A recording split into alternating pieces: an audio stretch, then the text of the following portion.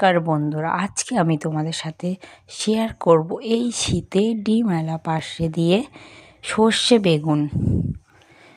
প্রথমে আমি লম্বা লম্বা করে আলু আর বেগুনটাকে ধুয়ে রেখে দিয়েছি, পার্শে মাছটাকে ভেজে নিয়েছি। এবার কড়াই তেল দিয়ে ওতে গোটা জিরে ফোড়ন দিয়ে দিলাম। যখন ফোড়নটা লাল হয়ে গেল ওতে পেঁয়াজ আর কুচানো কাঁচা লঙ্কাটা দিয়ে দিলাম। দিয়ে আবারও ভালো করে নেড়ে চেড়ে নেবো।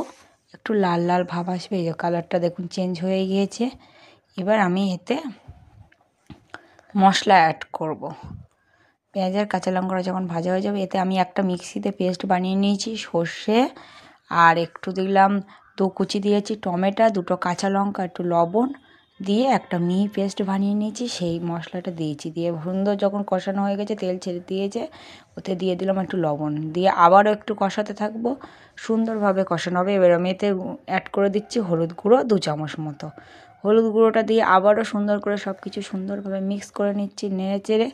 মশলাটা আস্তে আস্তে কষাতে হবে, এই সুন্দর লাগে এই তরকারি। এবার আমি যে যে বাটা মশলার জলটা ছিল সব কিছু দিয়ে দিলাম, আবারও দিয়ে ভালো করে সব কিছু নাড়াচাড়া করছি। এবার আমি কালারের জন্য একটু অ্যাড করে দেবো কাশ্মীরি লঙ্কার গুঁড়ো। দেখুন কালারটা কত সুন্দর চেঞ্জ হয়ে গেছে। মশলাটা সুন্দরভাবে কষাতে হবে আস্তে আস্তে করে, যেহেতু সর্ষে দেওয়া আছে বেশি কষাবো না। এবার আমি এতে অ্যাড করে দিচ্ছি একটু হালকা চিনি, সব কিছু স্বাদ ব্যালেন্স করার জন্য চিনিটা দিয়ে দিলাম। দিয়ে সুন্দর করে আর 1 মিনিট হবে। এবার আমি অ্যাড করে দেবো বেগুন। আমি লম্বা লম্বা করে একটা বড় সাইজের বেগুন কেটে রেখেছিলাম, তাতে অ্যাড করে দিলাম।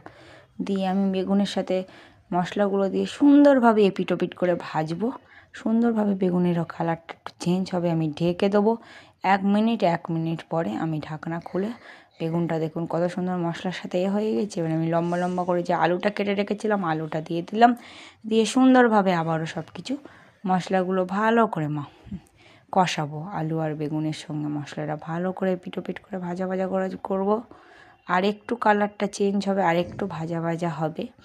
এবার আমি আবারও ঢেকে দেবো। এবার 1 মিনিট পরে ঢাকনা খুলে দিলাম। দিয়ে আবারও সব কিছু ভালোভাবে নাড়াচাড়া করে নিচ্ছি। এবার আমি যে টমেটোটা কুচিয়ে রেখেছিলাম, পেস্টের সময় তো দিয়েছি 3-4 পিস, আর একটু কিছু দিয়ে দিলাম। এটা আর হবে না, উপর থেকে দেখতে ভালো লাগবে, টমেটোটা বেশি করবো না। দিয়ে আমি হালকা একটু জল দিয়ে দিলাম। দিয়ে আবারও সব কিছু ভালো করে এদিক ওদিক করে নাড়িয়ে নিচ্ছি, সুন্দরভাবে কষাবো। এবার আমি আবারও 1 মিনিট মতো ঢেকে দিয়ে দেবো। দিয়ে এবার ঢাকনা খুলেছি, দেখুন আলু আর বেগুনটা অনেকটা 70% গলে গিয়েছে, আর কালারটাও চেঞ্জ হয়ে গিয়েছে। আর এবার আমি এতে অ্যাড করে দেবো জল। আপনারা ঠান্ডা গরম যেটা দেবেন, গরম জল ব্যবহার করলে সবসময় রান্নার স্বাদটা বাড়ে।